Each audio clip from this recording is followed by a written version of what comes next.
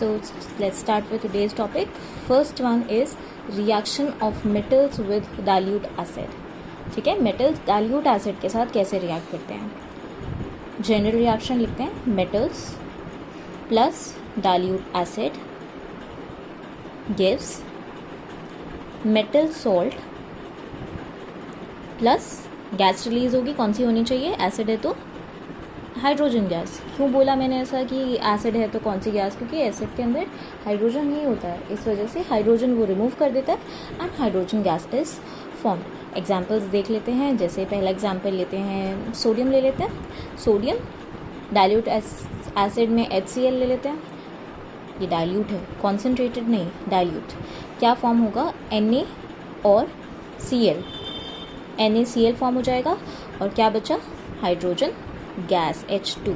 Balance करना पड़ेगा. यहाँ पे 2 हैं, ये भी 2 हो जाने चाहिए. अब ये 2 क्लोरीन है तो इधर भी 2 लिख देते हैं और इधर भी 2 लिख देते हैं. Now the reaction is balanced. एक और एग्जांपल ले लेते हैं. ऐसे ही पोटेशियम. पोटेशियम HCl के साथ रिएक्ट करेगा डाइल्यूट के साथ तो बनेगा KCl plus hydrogen gas. Same तरीके से बैलेंस होगा ये भी. नेक्स्ट एग्जाम्पल लेते हैं कैल्शियम. ठीक है, कैल्शियम को मान एक और दूसरा एसिड लेकर देखते हैं. सेकेंड एसिड हम ले रहे थे सल्फ्यूरिक एसिड डाइल्यूट. अगेन क्या फॉर्म होना चाहिए? Calcium sulphate. H जो है H2 उसको हटाकर जो बाकी जो एनायन बचता है उसको इस मेटल के साथ जोड़ दिया करो. ठीक है, तो calcium with sulphate, calcium sulphate बन जाएगा CaSO4 प्लस कौन सी गैस बनेगी? H2. ठीक है, इस तरीके से आप कोई भी एग्जाम्पल लिख सकते हो. Any metal with any dilute acid forms metal salt always plus hydrogen gas. कैसे सॉल्ट बनाया देखा ना आपने? जैसे ये NaCl है, NaCl इस Cl के साथ रिएक्ट करेगा और NaCl बना लेगा. K ने Cl के साथ रिएक्ट किया, KCl बना लिया. कैल्शियम ने सल्फेट SO4 ना, हमने लास्ट ईयर पढ़ा था एनायंस, कैटायंस, वैलेंसी फॉर्मूले कैसे लिखते हैं वो सब पढ़ा था ना, क्रॉस करके हम फॉर्मूले लिखते हैं. तो उन्हीं सब तरीक़ों से अब हम ये फॉर्म कर रहे हैं. देखिए एग्जाम्पल हो गया. अब कुछ पॉइंट्स इसमें. सबसे पहले तो कि जो हाइड्रोजन इक्वेशन मैंने आपको लास्ट टाइम भी बोला था कि ये पूछते हैं कि जो गैस रिलीज़ हुई है वो कौन सी है. तो हाइड्रोजन गैस रिलीज़ हुई है और हाइड्रोजन गैस या कोई भी गैस जो भी रिलीज़ हुई है तो हमें पता कैसे चलेगा कि ये गैस हाइड्रोजन ही है? तो हाइड्रोजन गैस को टेस्ट करने के लिए क्या करते हैं? Pop sound test. ठीक है, पॉप साउंड टेस्ट का क्या मतलब है? पॉप साउंड टेस्ट का मतलब है कि एक बर्निंग मैचस्टिक हम near the mouth of the test tube लेकर जाते हैं. ठीक है, जैसे ये मान लो ये टेस्ट ट्यूब है, इस टेस्ट ट्यूब के अंदर हमने रिएक्शन किया है. ठीक है, इसमें कैल्शियम के अंदर हमने सल्फ्यूरिक एसिड डाला या सोडियम में हमने HCl डाला, कुछ भी जो भी रिएक्शन हुआ. अब यहाँ पे गैस रिलीज़ होगी तो mouth of the test tube, इसके पास यहाँ से गैस रिलीज़ हुई है. एक जलती हुई हम मैच स्टिक लेकर आएंगे. अब जैसे ही इसके पास गैस के पास लेकर आते हैं तो क्या होता है? ये जो मैच स्टिक है ये बुझ जाती है और एक पॉप साउंड आती है. पॉप साउंड मतलब पटाखे जैसी आवाज़ आती है. सो क्या लिखेंगे हम? We bring a burning match stick near the mouth of the test tube. The match stick blows off with a pop sound. Blows off का मतलब बुझ जाती है पॉप साउंड के साथ. ठीक है, ये हाइड्रोजन गैस टेस्ट है. ये भी इम्पॉर्टेंट है, पूछा जाता है कि हाइड्रोजन गैस के लिए टेस्ट कौन सा होता है. So it's a pop sound test. कैसे करते हैं वो मैंने आपको बता दिया, आपको पूरा पता होना चाहिए. ठीक है, अब जो नेक्स्ट इसके अंदर इम्पॉर्टेंट पॉइंट है वो ये है कि मैंने आपको बोला था कि कोई भी मेटल किसी भी डाइल्यूट एसिड के साथ रिएक्ट करता है तो सॉल्ट और हाइड्रोजन हाइड्रोजन गैस रिलीज होती है. लेकिन metals do not produce hydrogen gas with dilute HNO3. ठीक है, HNO3 का मतलब क्या है? Nitric acid. मेटल्स जो हैं हाइड्रोजन गैस नाइट्रिक एसिड के साथ प्रोड्यूस नहीं करते. ठीक है, बाकी एसिड्स के साथ वो प्रोड्यूस करेंगे लेकिन नाइट्रिक एसिड के साथ वो प्रोड्यूस नहीं करते. क्या रीज़न है इसका? इसका रीज़न ये है कि जो नाइट्रिक एसिड है ये एक स्ट्रॉन्ग ऑक्सीडाइजिंग एजेंट है. Nitric acid is a strong oxidising agent. ठीक है, और ये क्या करता है? ये जो हाइड्रोजन प्रोड्यूस होती है उसको वाटर में ऑक्सीडाइज कर देता है और ख़ुद रिड्यूस हो जाता है. जो ये नाइट्रोजन HNO3 है ये खुद रिड्यूस हो जाता है Na2 में, N2O में या NO में. मतलब अपने ऑक्साइड्स के अंदर खुद तो रिड्यूस हो जाएगा और हाइड्रोजन जो है उसको ऑक्सीडाइज कर देगा. It oxidises hydrogen to water and gets itself reduced to NO2, N2O, NO etcetera. ठीक है. अब इसमें भी एक पॉइंट है. इसमें पॉइंट ये है कि दो मेटल्स ऐसे हैं जो HNO3 के साथ हाइड्रोजन प्रोड्यूस करते हैं. ठीक है. उन दो मेटल्स का नाम है मैग्नीशियम और मैंगनीज. ठीक है. Mg का मतलब मैग्नीशियम और Mn का मतलब है मैंगनीज. ये दो ऐसे मेटल्स हैं जो क्या करते हैं, इस डाइल्यूट HNO3 के साथ भी हाइड्रोजन प्रोड्यूस करते हैं. जैसे मैंने आपको बताया था ना कि नाइट्रिक एसिड जो है वो मेटल्स के साथ हाइड्रोजन गैस प्रोड्यूस नहीं करता. सारे के सारे हाइड्रोजन गैस प्रोड्यूस करेंगे. ये नाइट्रिक एसिड किसी के साथ नहीं करता, पर किसी के साथ तो करता है. वो कौन है? दो मेटल्स हैं, मैग्नीशियम और मैंगनीज. इसके साथ क्या रिएक्शन होगा? जैसे मैग्नीशियम के साथ ये HNO3 रिएक्ट करेगा तो क्या बनेगा? MgNO3 whole twice plus H2 gas. ठीक है. ऐसे ही सेम Mn के साथ भी HNO3 डाइल्यूट है ये दोनों ही. ठीक है. MnNO3 होल ट्वाइस और हाइड्रोजन गैस. इसी की हम मेन बात कर रहे हैं कि हाइड्रोजन गैस दोनों केसेस में इवॉल्व होती है, बाकी किसी केस में इवॉल्व नहीं होती. ठीक है. Then the next type of chemical properties कर रहे हैं हम. ये सारी हमने पहले first and second last class में की थी कि मेटल्स जो हैं वो ऑक्सीजन के साथ कैसे रिएक्ट करते हैं, वाटर के साथ कैसे रिएक्ट करते हैं. फिर हमने किया कि डाइल्यूट एसिड के साथ कैसे करते हैं. और अब हम कर रहे हैं ये फोर्थ, मेटल्स दूसरे मेटल के सॉल्यूशंस के साथ कैसे रिएक्ट करते हैं. तो हमने कोई एक लिया मेटल A और दूसरा हमने लिया सॉल्ट सोल्यूशन ऑफ B का सॉल्ट सोल्यूशन. ठीक है. तो क्या होगा, A जो है वो रिप्लेस कर देगा B को उसके सॉल्ट सोल्यूशन में से. ठीक है. तो क्या बन जाएगा? Salt solution of A plus metal B. ठीक है. A ने B की जगह ले ली. It displaces B. डिस्प्लेस का मतलब उसकी जगह लेना. और अब क्योंकि B तो अकेला हो जाएगा ना, तो B को हमने साइड में लिख दिया मेटल B. ठीक है. अब एग्जाम्पल देख लेते हैं. ठीक है. एग्जाम्पल अपने छोटी क्लासेस में कर रखा है एक बहुत ही अच्छा, आयरन और कॉपर सल्फेट वाला. कि कॉपर सल्फेट ब्लू कलर का होता है, पता ही आपको, 9th में भी किया था हमने. Yes right. हम कॉपर सल्फेट का सोल्यूशन लेते हैं which is blue in colour. उसके अंदर हम आयरन की नेल रखते हैं. आयरन की नेल. अब थोड़ी देर बाद क्या होता है कि ये जो कॉपर सल्फेट का सोल्यूशन है वो ग्रीन कलर का हो जाता है और जो आयरन नेल है उसके ऊपर कॉपर की एक ब्राउन कलर की कोटिंग आ जाती है. ठीक है. क्यों हुआ ये हमने लास्ट ईयर भी किया था ये वाला ना. कॉपर सल्फेट, यहाँ ऐसे लिखते हैं, मेटल A की जगह आयरन लिखा मैंने. Salt solution copper sulphate. देखो ये कॉपर सल्फेट क्या है? सल्फेट का सोल्यूशन है, सॉल्ट है ना. ये copper sulphate is a salt. और ये हो गया हमारा मेटल B और ये हो गया हमारा यहाँ पे metal A. What is going to form? Fe जो है वो कॉपर को रिप्लेस या डिस्प्लेस कर देगा. ठीक है. उसकी जगह ले लेगा. तो क्या बनेगा? FeSO4 और कॉपर अलग. तो FeSO4 ग्रीन कलर का होता है, इस वजह से जो सोल्यूशन है वो ग्रीन हो जाता है. और आयरन के ऊपर कॉपर की कोटिंग क्यों चढ़ जाती है? क्योंकि कॉपर हमारा बना है तो वो आयरन के ऊपर कोट कर लेता है. ठीक है. अब यहाँ पर क्या इंपॉर्टेंट है? यहाँ पर ये इंपॉर्टेंट है, द मोर रिएक्टिव मेटल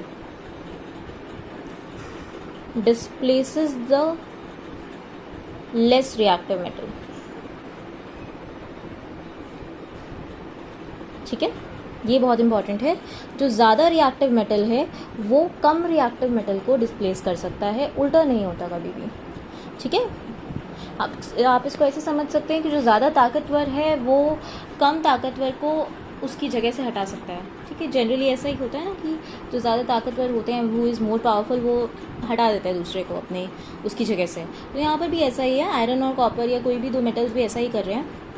जो ज़्यादा रिएक्टिव है वो कम रिएक्टिव को उसकी जगह से हटा सकता है.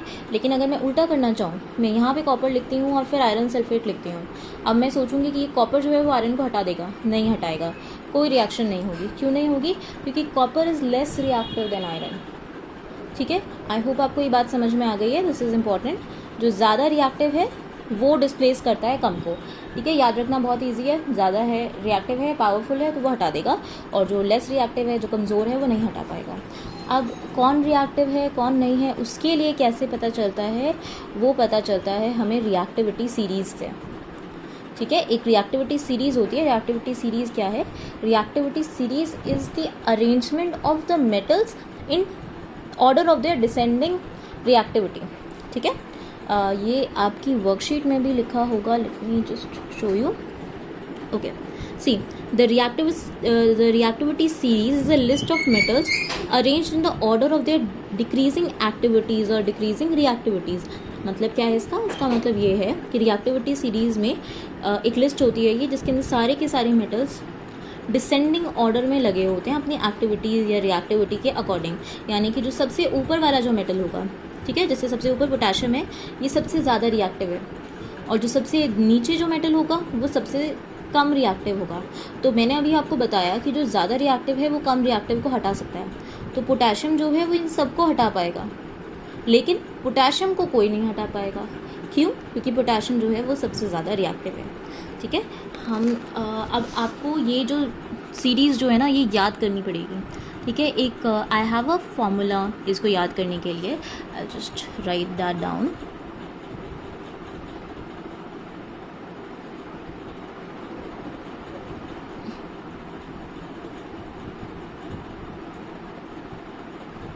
ठीक है, ये मैंने अपने स्कूल में याद किया था. आपको ऐसे तो पता है, K for potassium, Na sodium, Ca calcium, Mg magnesium, Al aluminium, Zn zinc, Fe iron, Pb lead.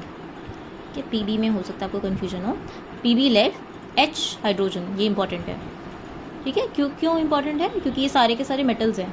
ये बीच में एक नॉन मेटल आ जाता है, अभी बताती हूँ कि ये क्यों ज़रूरी है. Cu copper, Ag silver, Au gold. ठीक है, अब याद करने का तरीका. कालू नाथ का महंगा आलू ज़रा फीका पकता है. ठीक है, कालू नाथ का महंगा आलू ज़रा फीका पकता है. इस तरीके से मैंने याद किया हुआ है. आप भी ऐसे याद कर सकते हैं, मेरी टीचर ने मुझे ये सिखाया था. सो ये जो है ये सबसे ज़्यादा रिएक्टिव है. As we go down, least reactive. इसका क्या रोल है? Hydrogen is a non metal, पर फिर भी इसे रिएक्टिविटी सीरीज़ में रखा गया है इसलिए ताकि हम कंपेयर कर सकें. जो इसके ऊपर वाले जितने भी मेटल्स हैं वो सब एसिड में से हाइड्रोजन को रिप्लेस कर सकते हैं. मतलब कि अभी हमने ये किया था ना, मेटल्स एसिड के साथ रिएक्ट करके सॉल्ट और हाइड्रोजन बनाते हैं. तो इसका मतलब क्या हुआ कि ये ऊपर वाले जितने भी मेटल्स हैं ये सारे तो ये वाले रिएक्शन शो करेंगे. ठीक है, लेकिन ये जो नीचे वाले हैं ये नहीं करेंगे. ठीक है, तो मतलब मैंने आपको ये बोला था कि कोई भी मेटल एसिड के साथ रिएक्ट करके सॉल्ट और हाइड्रोजन बनाता है. सही बात है, लेकिन जो हाइड्रोजन से नीचे वाले हैं वो नहीं करते मेटल रिएक्ट सॉल्ट और हाइड्रोजन बनाने के लिए. They do not react with acid to form salt and hydrogen. I hope it is clear. अगर आपसे कोई पूछता है कि कोई दो ऐसे मेटल्स बताइए जो एसिड के साथ रिएक्ट करेंगे और हाइड्रोजन गैस प्रोड्यूस करेंगे, तो ऊपर वाले कोई भी नाम लिख दो, नीचे वाले मत लिख देना. ठीक है, अगर कोई आपको ऐसे रिएक्शन देता है बाय चांस कि कॉपर और HCl रिएक्ट करके क्या बनाएंगे, ठीक है, आप जनरली तो सोचोगे कि कॉपर क्लोराइड और हाइड्रोजन गैस बन जाएगी, पर नहीं बनेगी. क्यों नहीं बनेगी? क्योंकि वो हाइड्रोजन से नीचे आता है. अगर हाइड्रोजन से नीचे आएगा तो वो हाइड्रोजन के साथ रिएक्ट नहीं करेगा. हाइड्रोजन मतलब इसको रिएक्ट करके H को नहीं वो रिप्लेस कर सकता. ओके, ऐसे ही इसके अंदर भी इस रिएक्टिविटी सीरीज़ का बहुत यूज़ होता है. आयरन और कॉपर, मैंने आपको कहा था कि आयरन कॉपर से ऊपर आता है. ठीक है, आयरन ऊपर है कॉपर नीचे, तो इसका मतलब ये ज़्यादा रिएक्टिव हो गया, तो ये इसको हटा देगा. एक और एग्जांपल ले लेते हैं. कोई जिंक प्लस FeSO4. ठीक है, जिंक प्लस FeSO4 कौन ऊपर है? जिंक ऊपर है, तो क्या ये रिएक्शन होगा? जिंक ऊपर है ना, तो अगर ऊपर है जिंक तो जिंक इसका मतलब आयरन को हटा सकता है. तो आयरन को हटाकर ये बना देगा ZnSO4 प्लस Fe. उल्टा कर दूंगी रिएक्शन, ये वाला लिखूंगी पहले कि आयरन जिंक को हटा दे तो कोई रिएक्शन नहीं होगा, आप क्रॉस लगा सकते हैं. Okay, so this was today's topic. अब इसके बाद आज के क्वेश्चन डिस्कस कर लेते हैं. So first one is which gas is produced when dilute hydrochloric acid is added to a reactive metal. Write the chemical reaction when zinc reacts with dilute HCl. ये आप कर सकते हैं. कौन सी गैस रिलीज होती है मैंने आपको बहुत बार बताया अभी, ठीक है. और केमिकल रिएक्शन लिखना है जिंक के साथ HCl का. तो आप देखो मैंने यहाँ पे 3 रिएक्शंस लिखवाए हैं, सोडियम, पोटाशियम और कैल्शियम का, ठीक है. ऐसे ही आप एक रिएक्शन जिंक और HCl के साथ लिख देना, ठीक है. आप लोग कर लोगे, ईजी है. What happens when copper reacts with silver nitrate solution? Copper silver nitrate solution के साथ रिएक्ट करेगा तो क्या होगा, ठीक है. इसके लिए आपको किसका यूज़ करना है, आपको यूज़ करना है रिएक्टिविटी सीरीज़ का. ये देखना कि कॉपर ऊपर है या सिल्वर, और उसके अकॉर्डिंग इसको रिएक्ट करवा देना और बना लेना, ठीक है. Third, a solution of copper sulphate was kept in an iron pot. After few days the iron pot was found to have number of holes in it. छेद हो गए थे उसमें बहुत सारे. तो इक्वेशन लिखनी है जो रिएक्शन हुई उसकी. कौन सी इक्वेशन आएगी, आयरन और कॉपर सल्फेट रिएक्ट कर रहे हैं आपस में, तो ये वाली रिएक्शन आएगी जो मैंने आपको अभी बीच में करवाई थी ना, आयरन और कॉपर सल्फेट वाली, ये रिएक्शन आएगी, ठीक है. Fourth question, use the table above to answer the following question about metals A, B, C and D. Which is the most reactive metal. NCERT का क्वेश्चन है ये आपका. कैसे पता चलेगा कि कौन सबसे ज़्यादा रिएक्टिव है, क्या क्या गिवन है हमें. इसमें हमें गिवन है आयरन 2 सल्फेट है, copper 2 sulphate, zinc sulphate, silver nitrate, और A, B, C, D 4 metals हैं. आपको ये देखना है कि ये मेटल्स सबके साथ कैसे रिएक्ट कर रहे हैं. देखो, जो सबसे ज़्यादा रिएक्टिव होगा वो सबके साथ रिएक्ट कर पा रहा होगा, ठीक है, सबके साथ डिस्प्लेसमेंट शो कर रहा होगा. तो आयरन, कॉपर, पहले तो मुझे ये बताओ, आयरन, कॉपर, जिंक और सिल्वर 4 चीज़ें दी हुई है ना यहाँ पे ऊपर, ठीक है. तो इन चारों में से सबसे ज़्यादा रिएक्टिव कौन है, ठीक है, देख लेते हैं यहाँ पे. आयरन, कॉपर, जिंक और सिल्वर. तो आयरन, कॉपर, सिल्वर और जिंक, सबसे ऊपर जिंक है, फिर आयरन है, फिर कॉपर है और सिल्वर है. तो यानी कि जिंक के साथ जो रिएक्ट कर पा रहा है वो सबसे ज़्यादा रिएक्टिव होगा. जिंक के साथ देखो कोई भी नहीं कर रहा है, नो रिएक्शन, ठीक है. तो जिंक का तो हम छोड़ देते हैं. अब आते हैं आयरन के ऊपर. आयरन से फर्स्ट वाला रिएक्ट नहीं कर पा रहा, बी जो है वो डिस्प्लेसमेंट शो कर रहा है, C no reaction, D no reaction. तो इसका मतलब क्या हुआ, तो हम बात कर रहे थे आयरन 2 सल्फेट की, कि आयरन 2 सल्फेट जो है वो बी को डिस्प्लेस कर देता है. इसका मतलब ये हुआ कि बी आयरन 2 सल्फेट को अगर डिस्प्लेस कर रहा है तो इसका मतलब सबसे पहले हम लिख लेंगे कि B is the most reactive, क्योंकि जिंक सबसे ज़्यादा था ना, जिंक को तो कोई भी नहीं कर पा रहा है. आयरन सेकंड है, आयरन को बी कर रहा है, तो इसका मतलब बी जो है वो आयरन से ज़्यादा रिएक्टिव है. So B would be the first. Iron के बाद मैंने आपको बोला था कॉपर आएगा. कॉपर को कौन कर रहा है, देखो तीनों में से डिस्प्लेसमेंट ए कर रहा है, तो इसका मतलब सेकेंड हम लिख देते हैं बी के बाद A is the second reactive. Third silver में देखो सी कर रहा है, तो इसका मतलब सी. अब लास्ट बच गया डी तो चारों में से किसी के साथ भी रिएक्ट नहीं कर रहा, तो इसका मतलब ये सबसे ज़्यादा लीस्ट रिएक्टिव है. तो B A C D is the sequence. अब which is the most reactive metal, अभी हमने देखा B. What would you observe if B is added to a solution of copper 2 sulphate. अगर बी को copper sulphate के साथ हम react करवाएंगे तो क्या बनेगा, ठीक है. अभी हमने देखा कि बी जो है वो आयरन से भी ज़्यादा रिएक्टिव है, तो इसका मतलब ये रिएक्ट करेगा और रिएक्ट करके क्या बना लेगा, ये रिएक्ट करके बनाएगा सॉल्ट प्लस कॉपर, ठीक है. ये इसके साथ सॉल्ट बना लेगा. कौन सा सॉल्ट बनाएगा पता नहीं, क्योंकि बी क्या है हमें नहीं पता ना, हम लिख देंगे सॉल्ट प्लस कॉपर. अगला है arrange the metals A B C D in the order of decreasing reactivity. ये हमने पहले ही लिख दिया था, ठीक है. अब now I am giving you some questions that you have to do. Okay, so these are the 3 questions. First 2 metals बताने हैं जो हाइड्रोजन को डिस्प्लेस कर देते हैं एसिड्स में से, समझाया था ना. Second, why is hydrogen not evolve when metals react with nitric acid. Metals जब नाइट्रिक एसिड के साथ रिएक्ट करते हैं तो हाइड्रोजन क्यों प्रोड्यूस नहीं होती. थर्ड, इन 4 में से आपको सबसे ज़्यादा रिएक्टिव कौन है और सबसे कम रिएक्टिव कौन है वो बताना है, ठीक है. ये 3 क्वेश्चन आप मुझे करके वर्कशीट के साथ दे देंगे.